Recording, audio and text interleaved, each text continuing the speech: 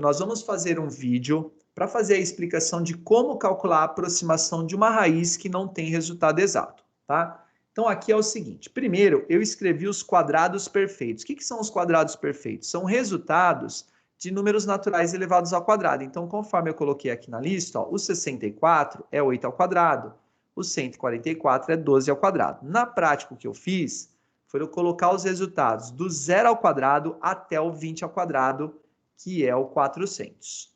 Tudo bem? Com base nisso, o que eu percebo? A raiz de 290, ela vai ser um número bem perto do 289. Então, o 290, ele está aqui, ó, ele é maior do que o 289 e menor do que o 324, só que mais perto do que o 289. Então, eu posso falar o seguinte, tá? Posso dizer que a raiz de 290 é maior do que a raiz de 289.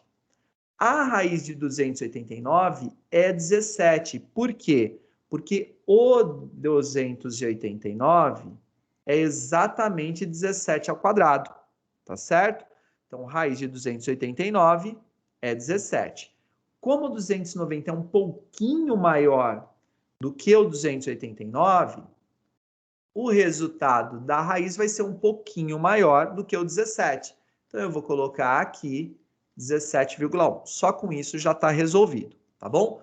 No entanto, eu quero provar realmente que o valor é coerente aqui. Então, como é que a gente faz para calcular a aproximação de uma raiz? Primeiro, eu vou colocar a raiz aqui no meio, 290, e eu vou comparar ela com as duas raízes mais próximas, pensando nessas raízes com valores exatos. Então, a raiz de 290 é maior do que a raiz de 289, que é a raiz exata mais próxima, menor do que o 290, e ela é menor do que a raiz de 324.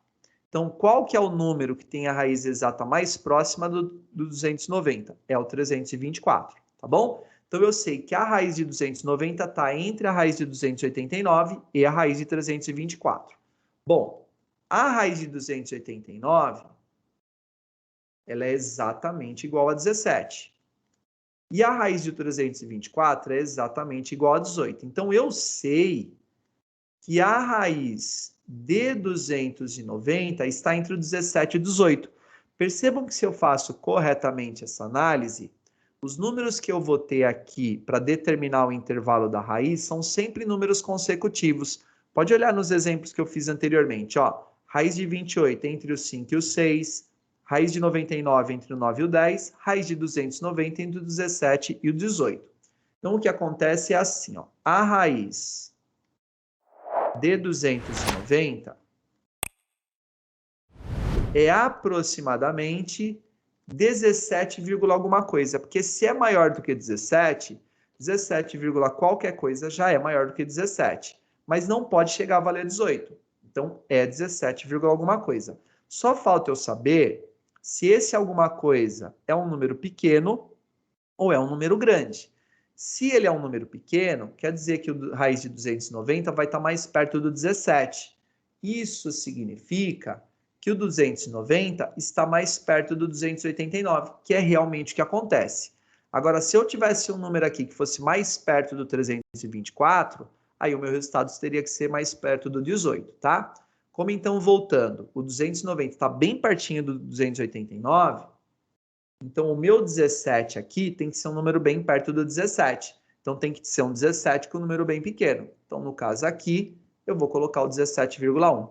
Pronto, pessoal. É dessa forma que nós procedemos para calcular a aproximação de uma raiz. Tá bom? Se você conferir na calculadora, nem sempre vai dar o resultado exato, mas você vai ver que você vai estar sempre bem perto do resultado, tá? Aqui, então, são os quadrados perfeitos. Lembrando, de 0 ao quadrado até o 20 ao quadrado.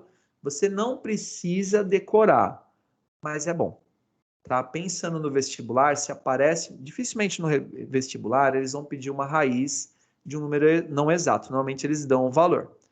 Mas saber disso pode te ajudar em algumas situações, tá bom? Grande abraço para todo mundo. Depois tem mais vídeo aí sobre função quadrática. Valeu, galera!